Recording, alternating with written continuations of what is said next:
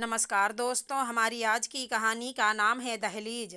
अलका हैरान परेशान अपनी कानों पर उसे यकीन ही नहीं हो रहा था कि उसकी अपनी जननी माँ भाभी के साथ मिलकर उसके बारे में ऐसी बातें करेंगी।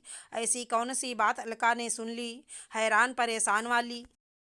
तीन भाई बहनों में सबसे छोटी अलका, इसीलिए सबकी लाडली, दिन भर चहकती रहती थी चिड़ियों की तरह, और दोनों बड़े भाइयों से अपनी बातें मनवाती रहती थी, अपने माँ पापा रघुनाथ और जानकी जी के जैसे वह जान ही थी। समय बीतता गया, पढ़ाई लिखाई करके दोनों भाई अपनी अपनी नौकरी में लग गए। एक एक कर दोनों भाइयों की भी शादी हो गई। घर में भाभी आ गईं। दोनों भाभी व्यवहार से तो ठीक ही थी। परिवार में सब कुछ ठीक ठाक खुशी खुशी चल रहा था। मैं अभी बीए सेकेंड ईयर में पढ़ ही रही थी। देखने में भी अच्छी भली थी। जो भी रिश्तेदार आते सब यही कहते कि अब अलका के लिए रिश्ता देखिए। पापा कहते अभी नहीं, बीए कंप्लीट कर लेगी तब। क्या रघुनाथ जी, आप भी ज़्यादा पढ़ लिख कर भी क्या करेगी, घर ही तो संभालना है ससुराल जाकर। ऐसा कैसे आप बोल दिए राम बाबू। आजकल जमाना बिना पढ़े लिखे गुजारे का नहीं है। लड़की पढ़ी लिखी रहेगी, कभी ऊंच नीच कुछ हो जाए उसके विपत्ति का संगार बनेगी यह पढ़ाई। वैसे आपकी जो मर्जी रघुनाथ बाबू, मुझे कहना था सो मैंने कह दिया। पुनः, अरे रघुनाथ जी, लड़का देखने में भी तो समय लगेगा। देखते देखते ये दिन कैसे बीत जाएगा पता भी नहीं चलेगा आपको। हाँ, ये भी सही कह रहे हैं आप। मुझे सोचना चाहिए अलका की शादी के बारे में। इधर अलका शादी की बात सुनकर थोड़ा सहम सी जाती है। अभी भी लोग ससुराल के माहौल को बहुत ही डरनुमा ही बनाते हैं, सहज नहीं। सभी हर बात में कहते ससुराल जाएगी तो सीख जाएगी। इसलिए अलका को ससुराल के नाम से डर लगने लगा था। 2 साल बाद बेहतर रिजल्ट के साथ बीए पूरा हो गया अलका का। कई जगह जाने के बाद अलका के लिए एक अच्छे वर की तलाश रघुनाथ जी की संपन्न हुई। अलका की शादी मयंक बाबू के साथ तय हो गई। पेशे से बैंक मैनेजर हैं। उनके पिता सुभाष जी शिक्षक हैं।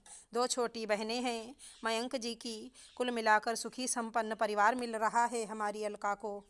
खुशी खुशी सारी रस्में शादी की पूरा होने के बाद अलका अपने ससुराल पहुंचती है। बहुत ज़ोरों शोरों से उसका स्वागत किया जाता है, क्योंकि घर की वो इकलौती बहू है। अलका की सासू माँ बहुत ही सुंदर से बहू का स्वागत करती हैं। सारी रस्म ससुराल की होने के बाद बहू को अपने कमरे में ले जाते हुए मयंक की माँ रीना जी कहती हैं, अलका कोई भी दिक्कत हो तो बेहिचक मुझे कहना। मैं तुम्हारी माँ समान नहीं माँ हूँ। ठीक है माँ जी। माँ जी नहीं, सिर्फ तुम्हारी माँ। दोनों बहनें एक साथ बोलती हैं। और फिर मेरी माँ। अरे तुम सबकी माँ हूँ। पहले 2 बेटी थी, अब 3 हो गई। चलो अब अलका को आराम भी करने दो। मैं तो करने दूंगी आराम, भैया करने देंगे। दोनों ननदें खिंचाई करते हुए कहती हैं। अलका को हैरत हो रही थी कि यह सिर्फ मेरी सासू माँ का दिखावा था या फिर सच में मयंक जी की माँ ऐसी हैं। सभी आज तक बोलते रहते थे सास बहुत गर्म मिजाज की होती हैं, ससुराल में जीना मुश्किल कर देती हैं, वगैरह वगैरह। ये तो बिल्कुल विपरीत हैं। तभी मयंक बाथरूम से फ्रेश होकर आते हैं। कहाँ खो गई मेरी अलका। बस कहीं नहीं, यूं ही मयंक की बाहों में लिपटते हुए आपके बारे में ही सोच रही थी। क्या क्या क्या। अभी नहीं बताऊंगी, सो जाइए। दोनों सो जाते हैं कल की नई सवेरे और नई उम्मीदों के साथ। सुबह जब आंखें खुलती हैं, अलका देखती है कि रीना जी सारा काम कर चुकी होती हैं। अलका, पहले तुम स्नान करके पूजा कर लो, फिर सभी साथ में नाश्ता करेंगे। जी ठीक है अलका। माँ, आपने मुझे जगाया क्यों नहीं? मैं भी कुछ काम में हाथ बटा देती। अरे बेटा, अभी तुम्हारे मेहंदी लगे हाथ हैं, इसे आराम से रहने दो। ये रंग जितना लंबा चलेगा तुम लोगों का जीवन उतना ही सुखी रहेगा। मैं हूं ना अभी, और कौन सा कहती हूँ कि तुमको नहीं करना है। मेरे बुढ़ापे का सहारा तुम ही तो बनोगी। 2 4 दिन इसी तरह बीत गए। अलका, मुझे मम्मी के यहाँ जाना है। कोई बात नहीं, रीना जी ने कहा। मयंक, अलका को जाओ मम्मी के यहाँ से घुमा लाओ। ठीक है माँ। अलका अपनी मम्मी के यहाँ जाती तो 1 सप्ताह 2 सप्ताह रुक जाती। मेरे बुढ़ापे का सहारा तुम ही तो बनोगी। 2-4 दिन इसी तरह बीत गए। अलका, मुझे मम्मी के यहाँ जाना है। कोई बात नहीं, रीना जी ने कहा। मयंक, अलका को जाओ मम्मी के यहाँ से घुमा लाओ। ठीक है माँ। अलका अपनी मम्मी के यहाँ जाती तो 1 सप्ताह 2 सप्ताह रुक जाती।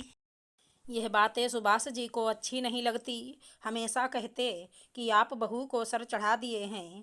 बेटी कहकर शादी के बाद इतना कोई मायके जाता है क्या? रीना जी कहती कि अभी बच्ची है, ना समझ है। जब बाल बच्चे होंगे तो खुद ही जिम्मेदारी का एहसास होगा। थोड़े दिन में समझदारी आ जाएगी कि ससुराल ही उसका अपना घर है। अभी तो मैं हूँ ना घर देखने के लिए। बच्ची है, जाने दीजिए। धीरे धीरे समय अपनी गति से बीत गया। 5 साल बाद 2 बच्चों की माँ बन गई अलका। लेकिन फिर भी उसका आदत नहीं छूटा मायके जाने वाला। जब मन हो तब कोई न कोई बहाना बनाकर मायके चली जाती। बच्चे को अपनी माँ यानी रीना जी पर छोड़कर निश्चिंत हो जाती। इधर मायके में दोनों भाभियों को इसका इतना बार बार आना जाना अच्छा नहीं लगता था। ना ही माँ को दोनों भाभियों के बीच अलका की वजह से हमेशा अनबन अच्छी लगती थी। इस बार अलका जब मायके आई मयंक जी के साथ, रात में तो सब ठीक था।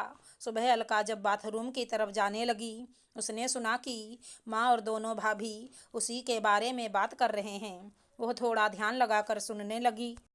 दोनों भाभी कह रही थी कि क्या दिक्कत है अलका को।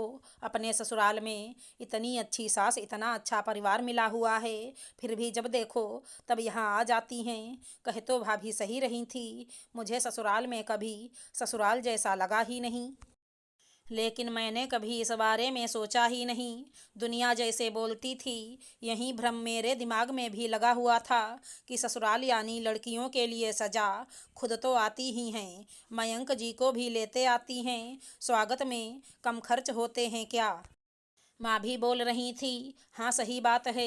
इस वक्त तुम दोनों झगड़ा मत करो, मैं अलका से बात करूँगी। तभी अलका माँ से लिपटते हुए, आज के बाद मैं बिना किसी ओकेजन कभी नहीं आऊँगी। यही मेरा फैसला है, यही सही है माँ। अलका की आंखों से आंसू जैसे रुकने का नाम ही नहीं ले रहे थे।